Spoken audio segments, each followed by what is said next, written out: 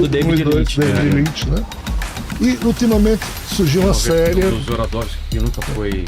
Não foi pro ar. Surgiu uma série chamada Profecia, que é sobre Duna. E qual é a tese dessa série? Ela é diferente. Ela é diferente. Ela é diferente dos dois Dunas originais. Essa série, ela parte do princípio Sci-fi, talvez, né? Sci-Fi Channel. de que a importância do ser humano é porque ele é capaz de construir a percepção da verdade. Apresentação, né? Isso. Então, assim, o super-homem, o super-humano Exato. de Nietzsche não era alguém para dominar os outros, era dominar a si mesmo. Ele diz isso no Zaratustra, assim falou Zaratustra. Né? Mas no Anticristo ele não entender. compara o super-homem com o Anticristo? No Compara- sentido de destruir a moralidade da cristã? Compara por quê? Porque ele diz que o cristianismo, o único cristão honesto É a que religião do Nietzsche ter escravo. conhecido Era foi Jesus.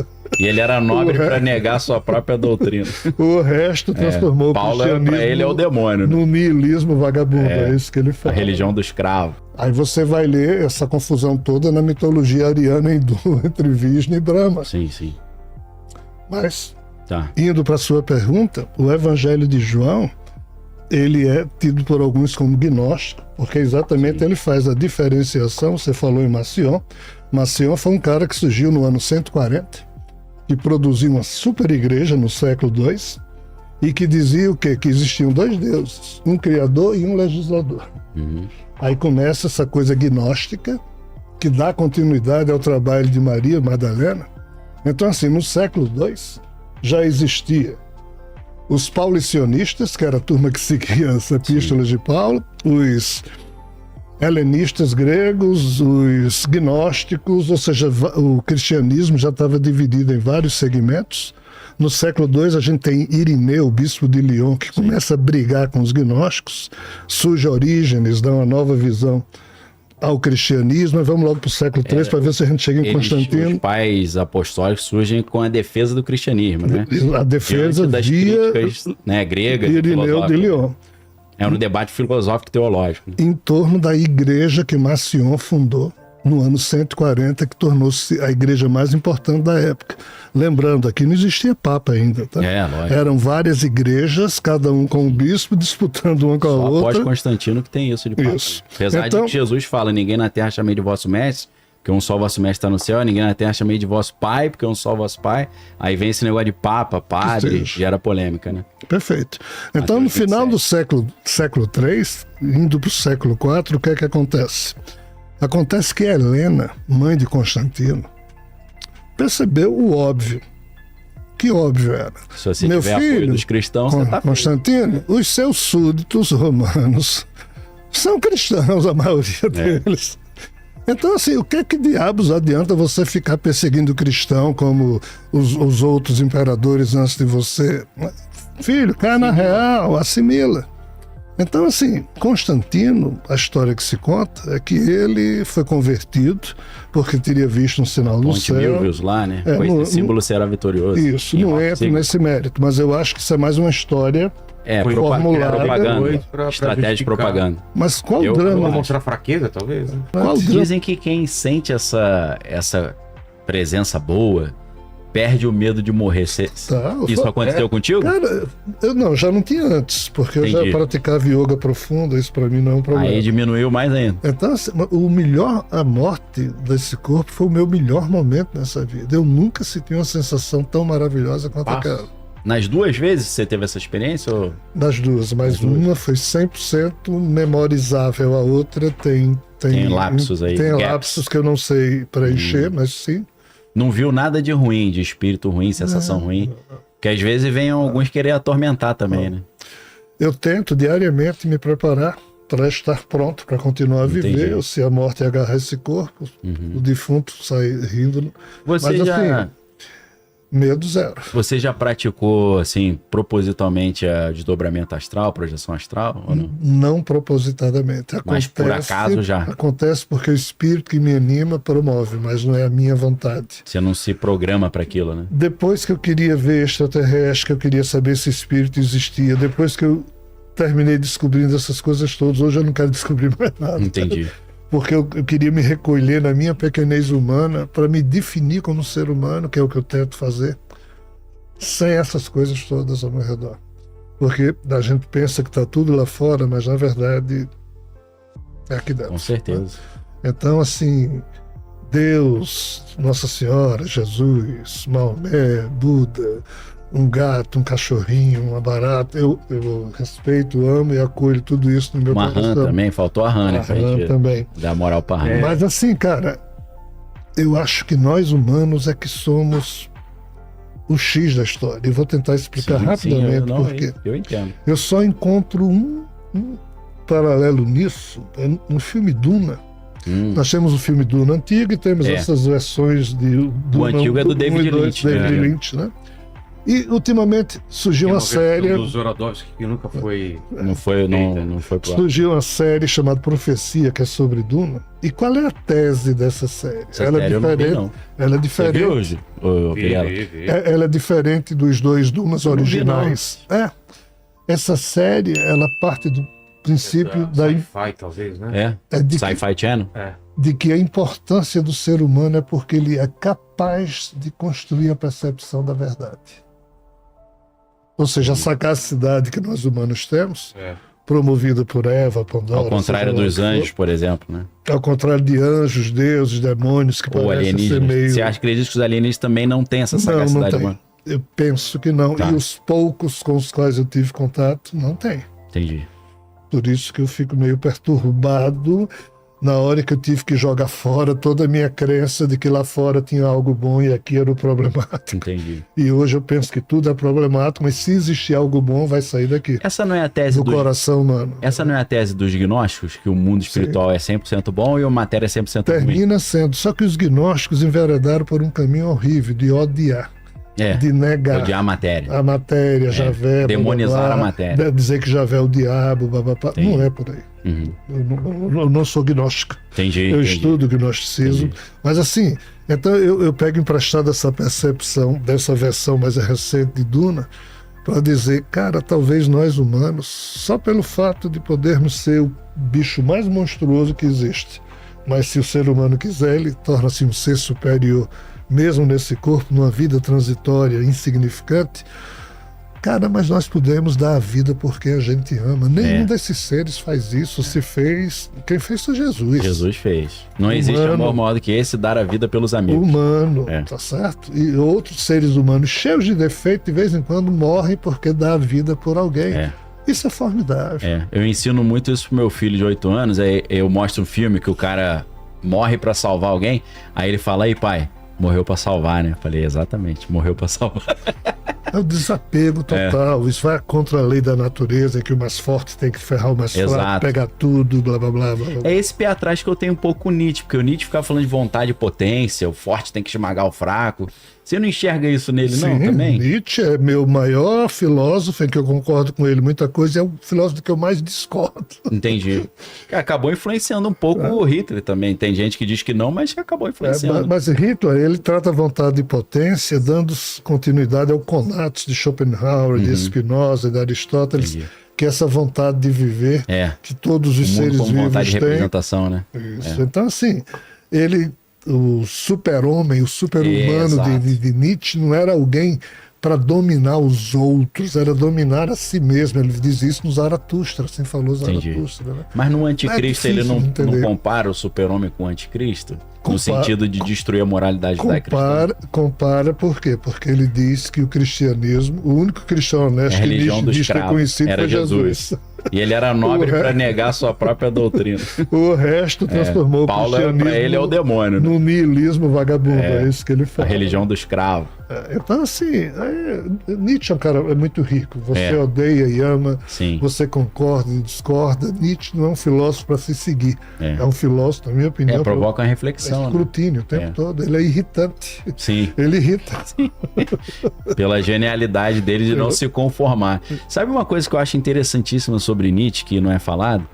Ele criticar a religião, mas ele arrebenta com a ciência também. E ele fala que a ciência é uma religião também cheia de dogmas. Né? Olha, veja só, nós três aqui, e provavelmente todo mundo que está nos vendo, nós somos seres humanos que a gente vive na pílula azul, De vez em quando a gente toma uma pílulazinha vermelha. Aí passa mal, né? Passa mal, volta para azul, ou seja, faz vista grossa. Toma um engove. Isso, e vai vivendo. Nietzsche é um cara que olha o tempo todo para o abismo, que toma todas as pílulas vermelhas. Tipo, é um Glauber Rocha. Glauber Rocha foi alguém que morreu. Darcy Ribeiro conta que no dia da morte de Glauber Rocha, ele foi tomar café lá na casa dele, porque ele estava preocupado com Glauber, porque Glauber chorava o tempo inteiro. Disse, Glauber foi tomar café lá com ele. No meio do café ele caiu no choro. Aí, assim, Glauber, estamos conversando aqui, rapaz, numa boa. Por que você está chorando? Por que você vive chorando? Aí, Glauber, rapaz, as crianças, Darcy. As crianças, eu não consigo deixar de pensar no sofrimento das crianças e ninguém se importa com isso, Deus não se incomoda, ninguém se incomoda. Ou seja, Glauber também era um outro cara que não conseguia se esquecer facilmente, porque tem criança sendo estuprada, e quando a gente está falando aqui, não, se Deus ama os humanos, como é que ele não se incomoda com isso? Isso vem acontecendo desde que existe humano, ele nunca fez nada, e a gente ainda continua achando que tem um Deus que ama a gente, que cuida da gente, que está no leme, que no final vai resolver tudo. Que porra de final é esse? Então Glauber é alguém tipo Nietzsche, que olha para o fundo do abismo, e quando o abismo olha volta, aí você se ferra. É possível. Eu vou pedir uma pergunta aí pro chat, falando em pílula azul, pílula vermelha, o pessoal do chat falando que eu tomo uma pílula azul, que é o Viagra. Isso. Meu pai tava pensando nisso também, que ele não viu Matrix. Galera, só na zoeira aí. Meu pai eu tomo essa pílula aí. Manda aí, craque. Claro, temos muitas perguntas aqui, né? E tem uma aqui do Júlio Bessa, que ele fala assim: no Guterres, a filha de Eisenhower confirmou os eventos. A saga foi descrita num livro. É fato ou boato? O quê? Teve essa confirmação? Teve, sim. Pior que teve. Fala essa história. Peraí. Como assim? Eu nunca ouvi. Dizem até que o progresso americano, o transistor, né?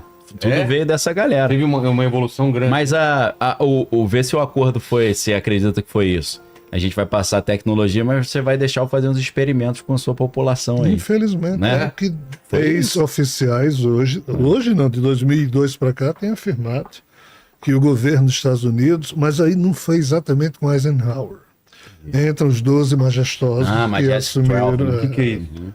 Os 12. Você explica isso? Pode falar, eu acho que você tem. Eu me considero um fólogo amador também, mas eu quero. No meu egoísmo, eu quero ouvir eu quero aprender sobre sua opinião sobre isso. Mas Harry Truman era o presidente na época da Segunda Guerra Mundial. Morreu, Roosevelt assumiu. E na época de Roosevelt ocorreu queda de Roosevelt. 47, né? Discos aparecendo em cima de Washington. Desculpa interromper, Jean. Você acha que a explosão da Trinity, a primeira bomba atômica, acendeu um sinal vermelho no mundo espiritual, nos alienígenas, e eles falaram, opa! Não é mundo espiritual, isso atraiu no universo vizinho. Nas dimensões. Exatamente. Atraiu os caras? Parece que sim. Atraiu, né?